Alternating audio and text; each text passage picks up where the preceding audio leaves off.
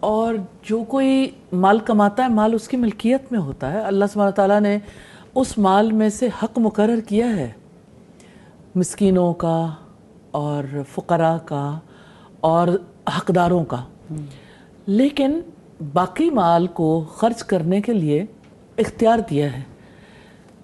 اپنی ضروریات پر بھی خرچ کریں اور بڑے مقاصد کے لیے بھی خرچ کریں. تو اس میں یعنی اسلام کسی قسم کے یعنی جو انٹرویننگ ویریبلز ہیں اس کو برداشت نہیں کرتا. مثال کے طور پر کوئی چپکے سے انٹروین کرتا ہے کہ کسی کا اکاؤنٹ ہیک کر لیا, پتہ ہی نہیں چلتا. یعنی آج کل تو ایسے طور طریقے ہیں کہ اندازہ ہی نہیں ہوتا کہاں سے کسی کا اکاؤنٹ اچانک خالی ہونا شروع ہو گیا.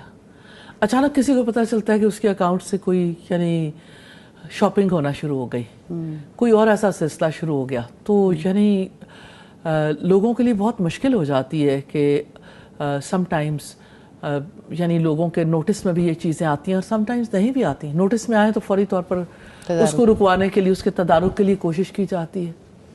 اب وہ جو قدیم طریقے ہیں چوری کا, ڈکیتی کا اور اسی طرح سے جو وہ بھی آج تک رائج ہیں, یا چھیننے کا, غصب کرنے کا مال. اور پھر یہ ہے کہ وہ طریقے جو یعنی وراثت میں کسی کا حق چھیننا, یا یہ ہے کہ جیسے یتیم کے مال پر قبضہ کرنا, یا کسی بیوہ کے مال پر قبضہ کرنا, یا کسی جگہ پر ابھی یعنی لوگوں کو کتنا ڈر رہتا ہے اس بات کا کہ اگر ہم نے اپنے پلاٹ کے گرد باؤنڈری نہ کی تو ہماری جگہ تو کوئی ہتھیار لے گا. ایسا تو میرے بہت ایسے لوگوں سے انٹریکشن ہوتی رہتی ہے جو ملک سے باہر رہتے ہیں, اور ان کا یہ مسئلہ بہت زیادہ ہے کہ زمینیں اپنی آبائی زمینیں تھیں, یا اگر پاکستان آتے ہیں اور کوئی زمینیں اگر لے کے چھوڑ کے چلے گئے ہیں تو بہت ہی مشکل ہے کہ واپسی میں ان کو وہ زمین اپنی حالت میں ملے. یعنی یہ عام پریکٹس ہے ہمارے علاقوں کی کہ ان کی زمینوں پر قبضے کر لیے جاتے ہیں. اس کی وجہ یہ کہ عدل نہیں ہے یہاں. اللہ کے قانون کو سمجھتے نہیں ہیں, سمجھ جائیں تو نافذ نہیں کرتے.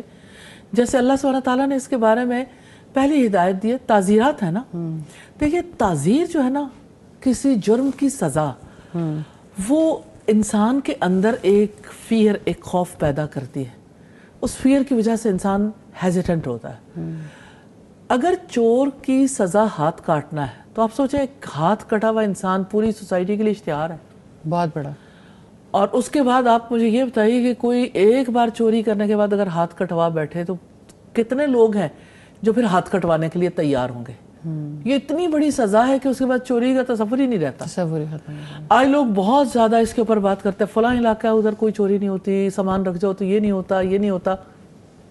لیکن پیچھے ان اقدامات کو دیکھنے کی ضرورت ہوتی ہے جو سوسائٹی میں مال کے تحفظ کے لیے اقدامات کیے جاتے ہیں. تو اس میں یعنی ایک تو یہ ہے کہ تعزیرات کے ذریعے سے, دوسرا یعنی یہ ایک بہت امپورٹنٹ ایلیمنٹ ہے کہ جب تعزیرات ہی آپ امپلیمنٹ ہی نہیں کریں گے. اور وہ یعنی کچھ چیزوں پر تو ایسا ہوتا ہے نا کہ آپ جیسے چور کی سزا ہاتھ کاٹنا ہے, لیکن کچھ جرائم ایسے ہیں جس کا حکومت فیصلہ کر سکتی, قید کریں, کوڑے لگائیں, جرمانہ کریں, یا اسی طرح سے کسی قسم کی سزا دیں. تو یہ سزائیں جو ہیں یہ ناگزیر ہیں, لیکن ان سے پہلے مائنڈ سیٹ چینج کرنے کے لیے تعلیم بہت زیادہ ضروری ہے. اس میں اسکول اور تعلیمی ادارہ بھی, عبادت گاہ بھی یعنی مسجد بھی, اور گھر پھر کمیونٹی بھی رسپانسبل ہے. وہ یعنی چاروں اینگلز ایک تو ہوں, سب مل کر ڈیسائیڈ تو کر لیں کہ مالی کرپشن کو ختم کرنا ہے کہ نہیں, مال کے تحفظ کی ضرورت ہے یا نہیں. ہلکی ہلکی بات چیت سارے ہی رکھتے ہیں, وہ فلاں کا ڈاکہ ہو گیا, ڈاکہ ڈالا گیا, اس کے بعد یہ ہے کہ کسی کو احساس نہیں ہوتا کہ کسی کے ساتھ کیا ہوا. جن وسائل کو آپ استعمال کر رہے ہوتے ہیں, ہماری عام روٹین یہ ہے کہ لوگ بے دریغ ان کو اپنا حق سمجھتے ہیں. یعنی ایک کسی ادارے میں کوئی کام کرتا ہے تو وہاں کے وسائل کا استعمال بھی اگر بنیادی سطح پر دیکھیں, بجلی چوری کی بات کر رہے ہیں, بجلی چوری ہے یا یہ یہاں پہ کوئی چیز ہے جو میرا حق نہیں ہے, ادارے کا حق ہے, اس کو بھی اپنا حق سمجھا جائے گا. تو یہ والے جو عمومی ہمارے یعنی اس کو تو آپ کہہ لینا کہ یہ ہیڈن ہے, ہے کہ لوگوں کے ذہنوں میں بھی نہیں ہے کہ ہم کوئی چوری کر رہے ہیں یا ہم وسائل کا بے دریغ استعمال کر رہے ہیں. یعنی اس کو تو ہم چوری میں کنسیڈر بھی شاید انفارچونیٹلی نہیں کر رہے ہوتے. کرپشن تو ہے نا, بہت بڑی کرپشن ہے, خیانت تو ہے.